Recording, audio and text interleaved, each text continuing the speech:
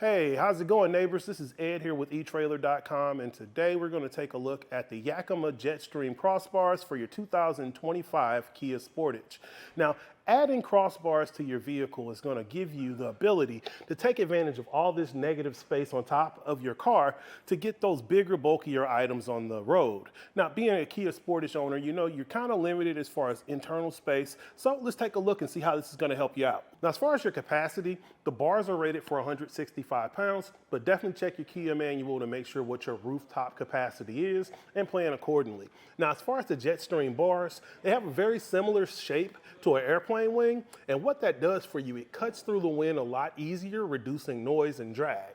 On top, you actually have a T-channels track that you can use rooftop accessories like the Yakima OverNOut Awning, or you can have a rooftop basket like the Yakima SkinnyWarrior, or anyone.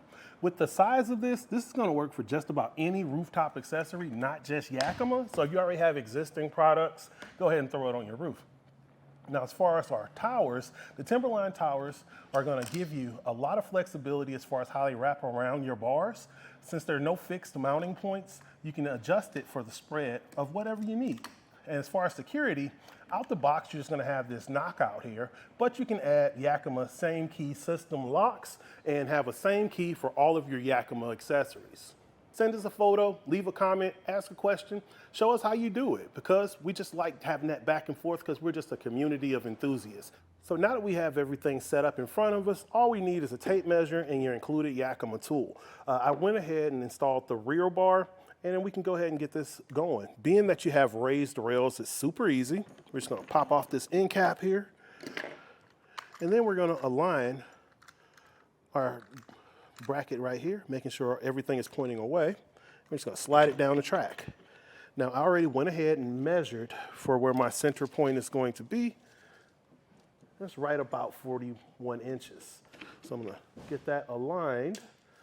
And from here, we're gonna head up to the rooftop and get it fastened down. Coolest thing about having raised rails without fixed mounting points is you can make adjustments for your spread, so it gives you a lot of versatility as far as the different type of rooftop accessories you can use. So we're gonna go ahead and put this guy in place. I'm gonna hook it right here. I'm gonna head to the other side and make this same connection, and then we'll get the fastening and measuring to make sure we're right where we wanna be.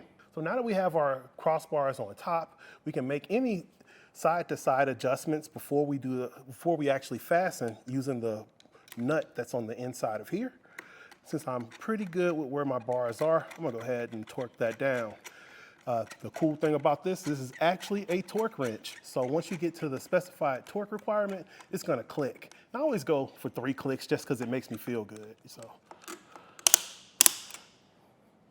now we're gonna go here and we're gonna fasten our band.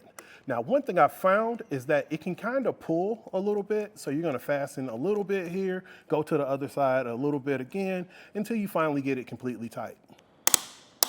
All right, now that we have everything torqued down, we're gonna put our end cap on, and we're good to go. We're secured to the roof.